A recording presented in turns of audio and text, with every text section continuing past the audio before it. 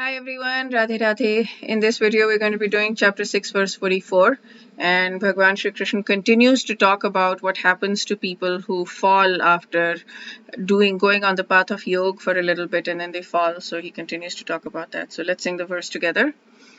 Purvabhyasena tenaiva hriyate hyavashopi sa jigyasurapi yogasya shabda brahmati vartate. Okay, so by that he's saying Purvabhyasena tenaiva, by that tena, so which means by virtue of divine consciousness of his previous life, by virtue of whatever he's done, the yoga he's done in his previous life, uh, he automatically becomes attracted to the yogic principles even without seeking them. Such an inquisitive transcendentalist stands always above the ritualistic principles of the scriptures. So, so he explains it here in a simpler way. Indeed, they feel drawn towards God even against their will. I love that.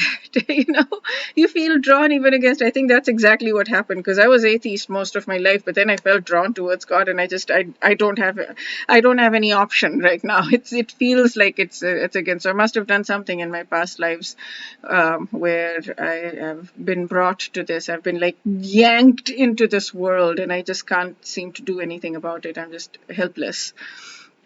So they feel drawn to God even against their will on the strength of their past discipline. Such seekers naturally rise above the ritualistic principles of the scriptures. And I think any one of you that's watching this is probably in the same thing. You're probably feeling drawn to it because of something, right? There is something that's pulling you in. There is something that's you must have done something in your past life in order to be here, in order to want to listen to this, in order to want to study the Gita. So yeah. That's amazing to know. Okay, so let's do this word by word. Purva, previous. Abhyas, practice. Tena, by that. So by that, by the previous consciousness, by virtue of the divine consciousness in the previous life, by the previous practice, hriyate, we're attracted, surely, avasha, automatically. So we're attracted automatically, even against our will, kind of. We're just attracted, we're just there. And also he jigyasa is like inquisitive. That person becomes inquisitive about yogasya. It becomes inquisitive about yogasya. And then the next part is Shabda Brahma, ritualistic principles of scriptures, transcends Ativartate, transcends the Shabda Brahma, transcends the ritualistic principles of scriptures. He talks about that as well, that the Vedic rituals are disregarded by advanced transcendentalists, advanced yogis, because that's a higher state to be in. And here also he says, the call of God, that pull that we feel is the call of God that every one of us is feeling here. Based on the past sanskars, the call of God sometimes becomes so strong that it's said that the call of God is the strongest in a person's life. Yeah, I mean, definitely.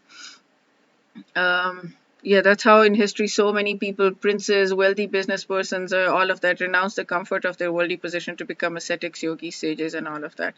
Since their hunger was for God alone, they naturally rose above the ritualistic practices prescribed in the Vedas for material advancement. Yeah, so that's the thing. The ritualistic practices are usually there for material advancement. So in chapter 3, verse 10, I believe, he says, Bhagwan Shri Krishna says that God sent, or one of those verses, he said God sent Prajapati, God sent Praja, men and demigods, as well as Yagya, in order, and said, with this you will be prosperous. So he sent all of that, and so you're supposed to do the Yagya, the sacrifices, in order to get, so you do the Yagya. So with your Yagya, the demigods get pleased, and then they please you. And if you try to get without sacrificing first, then you're a thief. So all of this is explained in chapter 3 in very great detail, that all of this is meant for material advancement. But then you can go above. When you want God and God alone, then you just go above all of these ritualistic things that are meant for material advancement. You just want God. Then you just cry out for God. God, please, please, please, pull me towards you. I want you. Okay, so that's it for this verse. We'll do chapter 6, verse 45 in the next video. Wish you a day filled with spiritual growth. Radhe Radhe.